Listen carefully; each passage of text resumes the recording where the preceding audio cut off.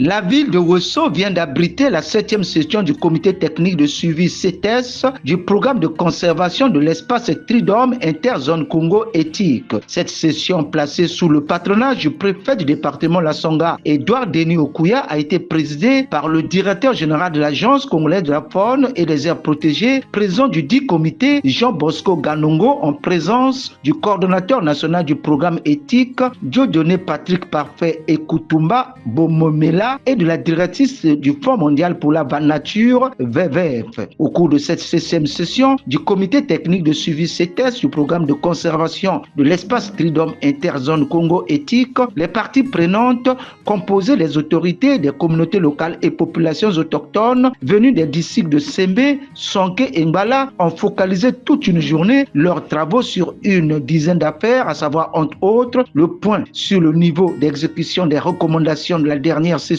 du CETES 2022, les rapports d'activité et financiers et des plans de travail annuels budgétisés des années 2022 à 2024 et le plan de travail annuel budgétisé exercice 2025 ainsi que de pertinentes recommandations pour cette année en cours. Dans ses allocutions d'ouverture et de clôture de cette session, le préfet du département Lassonga, Edouard Denis Okuya, a montré l'importance de ce programme dans la gestion durable des écosystèmes forestiers, mais il a surtout favorablement apprécié la qualité des travaux et des recommandations auxquelles cette session a abouti. Je voudrais tout d'abord saluer la qualité des travaux menés au cours de cette longue journée d'échange qui témoigne de notre engagement commun pour la conservation et la gestion durable de la biodiversité dans le département. Je me réjouis aussi particulièrement du renouvellement le 25 mars 2025 du protocole d'accord entre la République du Congo et le Fonds mondial pour la nature, WWF,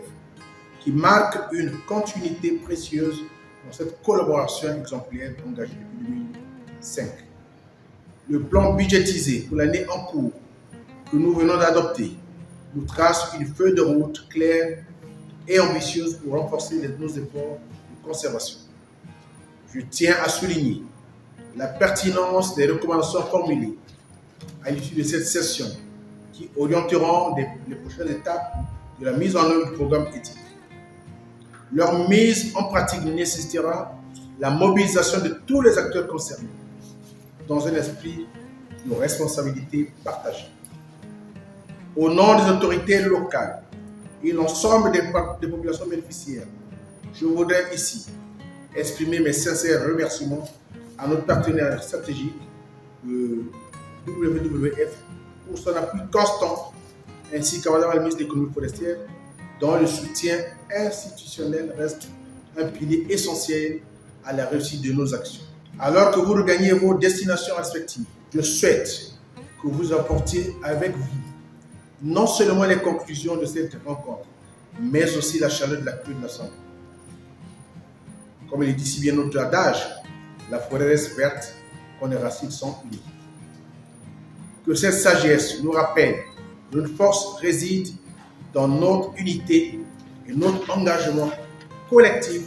pour la préservation de notre écosystème. Le coordinateur du programme éthique Congo, Dieudonné Pratique Parfait Ekoutumba Bomomela, s'est réjoui des résultats de cette session. Je suis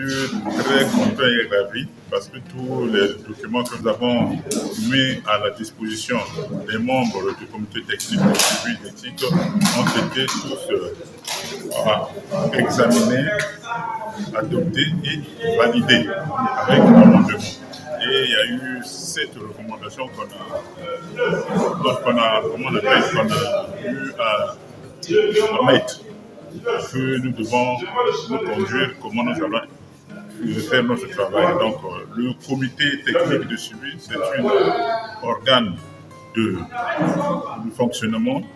l'organe du projet éthique qui a pour mission d'examiner et d'analyser, de faire le bilan de toutes les activités du projet durant une année. Mais pour cette 7e CETES, nous avons fait le bilan de 3 années. À noter que la présente session du CETES du programme éthique a été organisée par le ministère de l'économie forestière avec l'appui du Fonds mondial pour la nature WWF.